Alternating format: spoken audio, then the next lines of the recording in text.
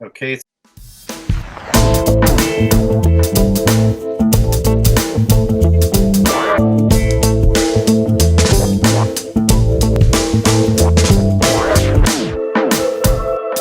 says recording will start soon. Okay, so I think it must have started. Yes, we're all set. Hey, Dan, thanks so much for getting on the Howard and Perry show today. Welcome. Good morning. Glad to be here. Yeah, well, you and I go way back. I mean, it's been probably 8 years, and you're with one of the most successful K-12 architect firms in the country, and Wold Architects. And tell us about Wold and how you got started there. Sure.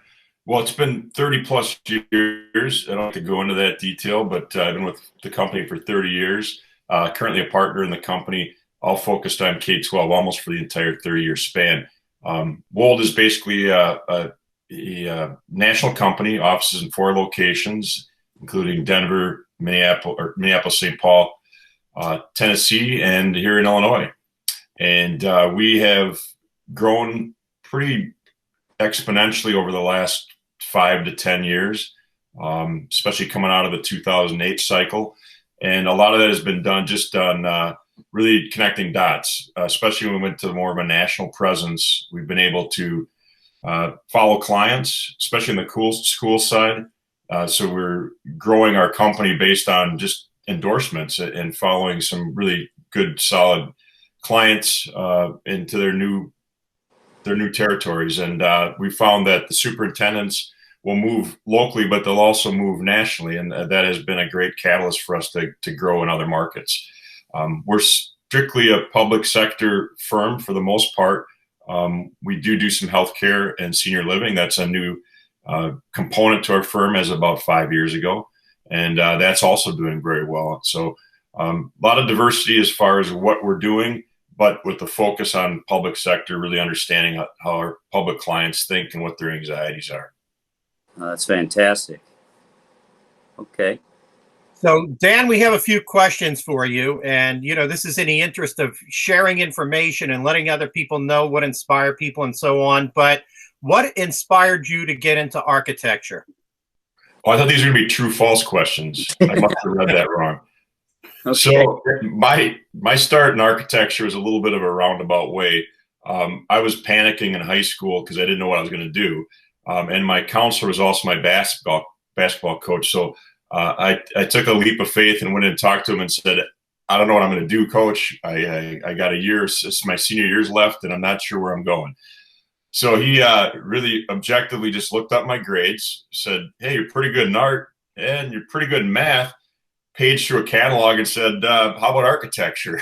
So that was the impetus of me taking some drafting classes my senior year and really enjoying the how things go together, but also having the ability to change how things look and the aesthetic part of it. So it was enough motivation for me to jump into the architecture or pre-architecture into college. So that was my start. It's not as glorious as I always wanted to change the world with design, but hey, here I am doing just that. So yeah, that's awesome. Hey, Dan, what is your most rewarding experience in design? Well, I would say that especially being the K-12 side of things in our firm, the most rewarding experience is we kind of have a culture of making sure we have somebody at any given building on the first day of school after a project is completed, whether it's renovation or a brand new building. And I always was first in line to take those opportunities, especially projects that I was involved with, to be there and watch the kids come into a building that they've seen for the first time. You can do that in a public sector, in a government building or a healthcare, but there's always an expectation it's going to look what it's going to look like.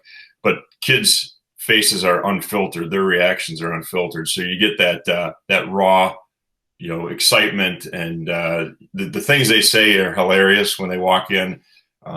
If you want to know what the cool words are for that generation, you'll hear them that day. So I think that is the most rewarding, is just watching how what we've done impacts their lives and how it's going to change how they move forward and just gain excitement and engagement and a learning process through what we've been a part of. That's really great. And, one of the other things is, what would you what advice would you give to younger people and other people that are just getting into architecture and design, or maybe just decided to do it? Well, I think design, if you're interested in design, the passion part of that will carry you forward. If you're passionate about design, you want to create things that solve problems, that's really the layer that you need to have kind of in your foundation. I would say as you're starting out, the best thing to do is get involved, take classes, understand how the business works, because that's something I think that from an academic side, there's a little bit of a disservice when I was going through the process of, we just didn't know what we were getting into necessarily till you got into a firm and got some exposure. But I think if you can understand the entrepreneurial spirit of architecture, how a business is ran, and most importantly, what's your differentiation? How are you going to make yourself more relevant than your competitors? And that's from a personal standpoint, is how are you going to be different when you're out pursuing your job? But also, how is your firm going to differentiate from the rest of the crowd?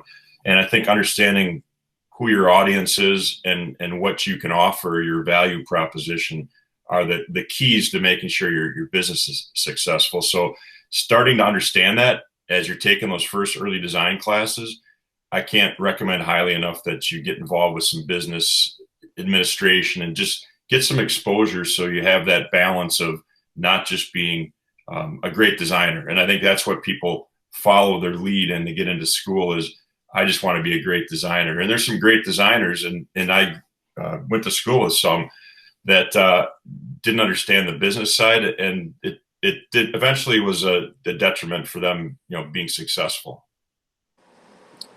Well, I think that's really good advice. That's great. Well, we appreciate it today, Dan. Thanks for coming. Absolutely. I'm glad to chat with you guys. Absolutely. Looking forward to seeing some of your other comments from your other folks. Absolutely. Happy Friday to you.